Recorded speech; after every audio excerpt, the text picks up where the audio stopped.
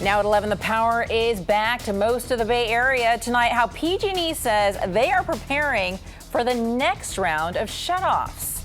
Given the choice we faced, the choice between hardship and safety, we chose safety, and safety will always be our first choice.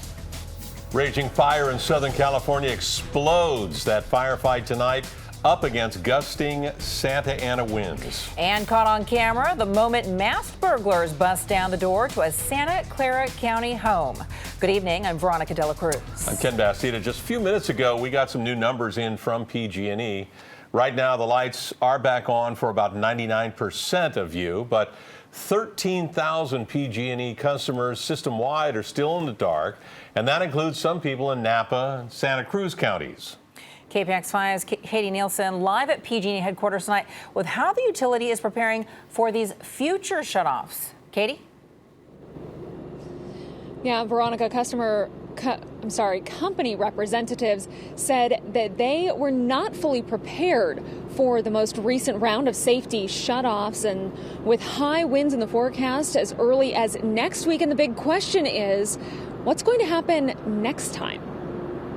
If an event occurs 6 days from now, it's probably going to look a lot like this one. PG&E CEO Bill Johnson admitted tonight the utility was not adequately prepared to handle communicating with customers during this week's public safety power shutoff that impacted almost every county in the Bay Area. I think the operational piece of this, turning the power off, turning it on, went very well. It was the support around it that we weren't prepared for, and that's where you'll see the improvement. He stressed the utility's plans to continue the safety shutoffs, especially considering as of 5 p.m. tonight, crews found 30 incidents of system damage along lines that were de-energized, including tree limbs damaging power lines or lines coming down completely. PG&E says 21 of those instances were in the East Bay and South Bay. Those lines had been energized.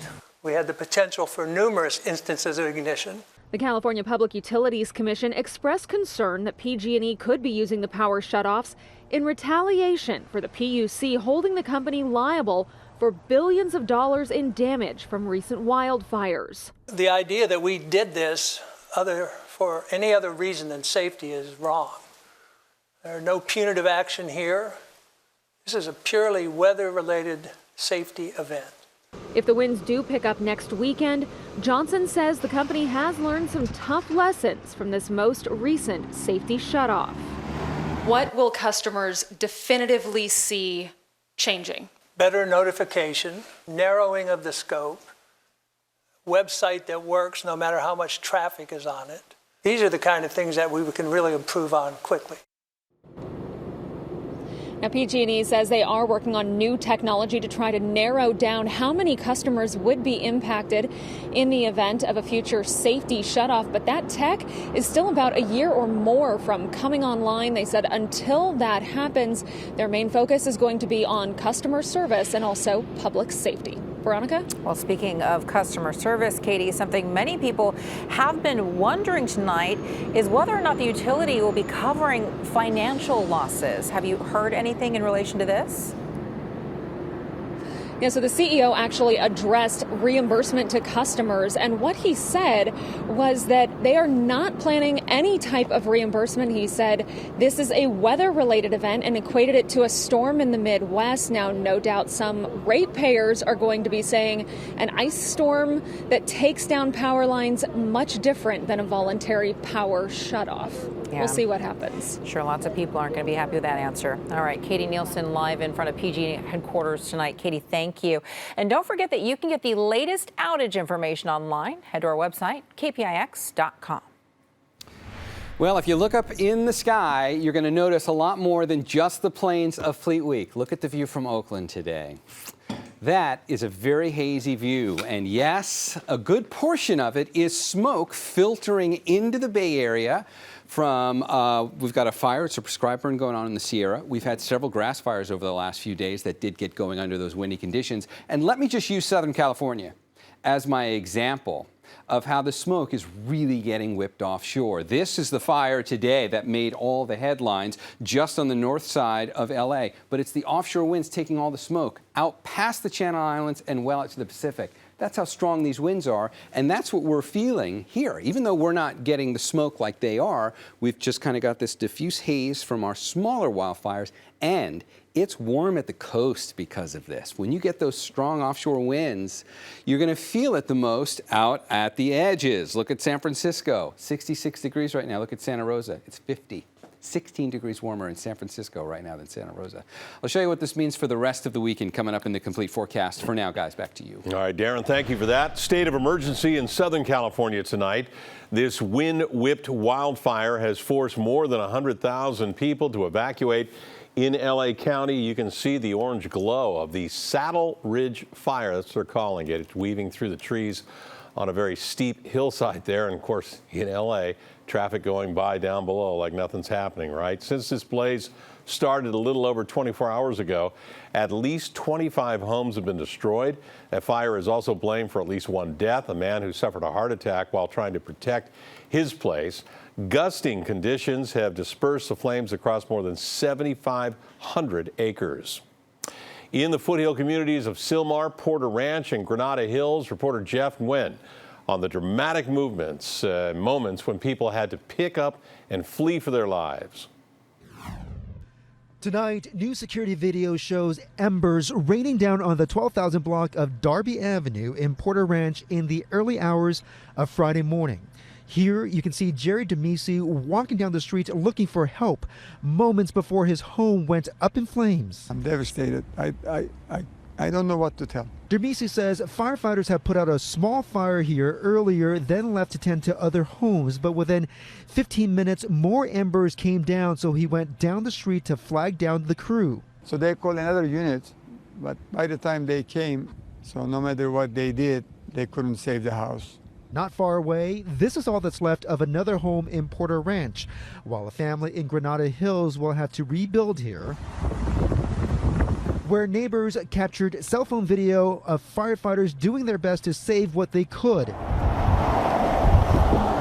Down the road, about 450 LAPD officers have been brought into the area to prevent looting.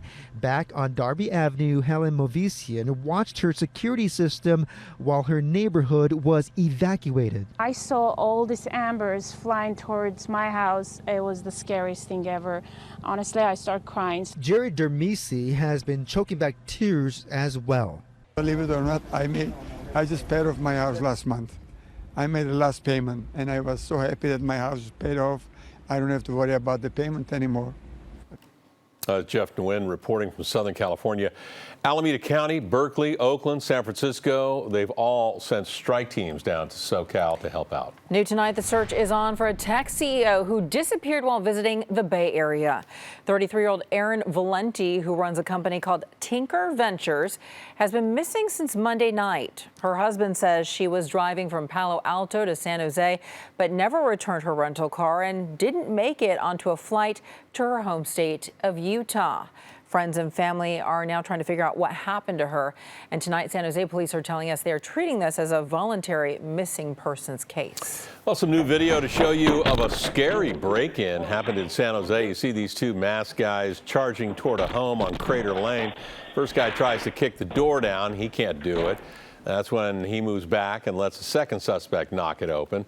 Now, this happened in the middle of the day on October 2nd. Two suspects are still on the loose tonight.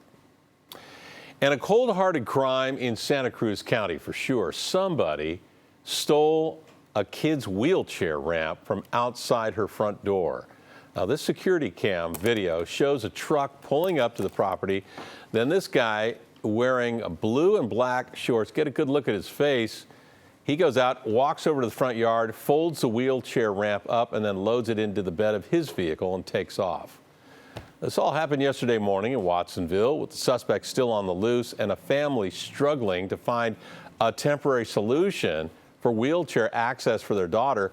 Well, some Santa Cruz sheriff deputies with big hearts did the right thing. They stepped in to help. We're all very puzzled, like why someone would do this to this family or why someone would do this to anybody.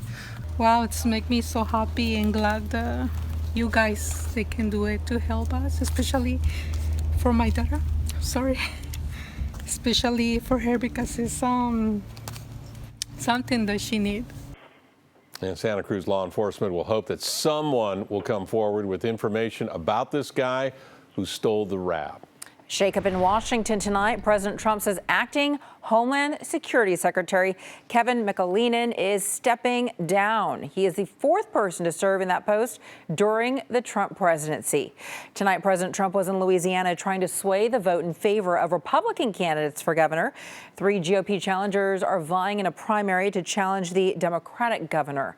During tonight's rally, Mr. Trump also made some harsh comments about the impeachment inquiry. They're pursuing an illegal, invalid, and unconstitutional impeachment. Nervous Nancy. Yeah. Nervous Nancy.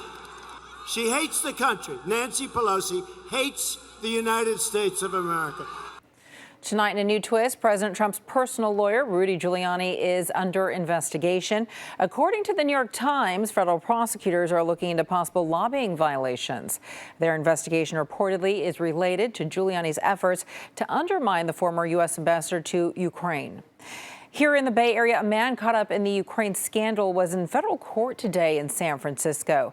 Prosecutors say Andrei Kukushkin broke campaign finance law by funneling foreign money into American political campaigns. He was released on a $1 million bond. He is a cannabis entrepreneur who tried to open a pot farm in Livermore. A new warning for young football players, why a new study says you should stay away from tackle football until you're 14. It was such a crazy thing when I first saw those initial images. Well, it took 2 years to get this movie to the box office, but it is seriously high tech. Coming up, Betty Yu takes us behind the scenes with Gemini star Will Smith. And the new law that just opened up miles of pristine shoreline to the public. We'll be right back.